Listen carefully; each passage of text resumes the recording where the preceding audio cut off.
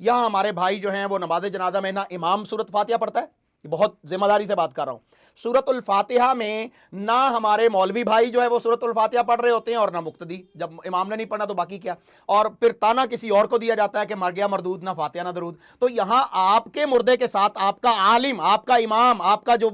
جس کو آپ نے مصلی پہ کھڑا کیا ہے، آپ کے والد، والدہ، بہن، بیٹی کے جنازے میں سورۃ الفاتحہ نہیں پڑھ رہا، اور جس نماز میں سورۃ الفاتحہ نہ پڑھی جائے وہ نماز نہیں ہوتی۔ وہ تمام تر لوگ جنہیں اس چیز کا اندازہ نہیں ہوتا کہ ہم نے خود سے بھی الحمدللہ پڑھنی ہے یا نہیں، ان کے لیے کیا حکم ہے؟ کیونکہ حدیث شریف ہے جو میرے نالج میں ہے کہ لا صلاۃ لمن لم یقرأ بفاتحۃ الکتاب، کہ جس نے الحمدللہ نہیں پڑھی اس کی نماز نہیں ہوگی۔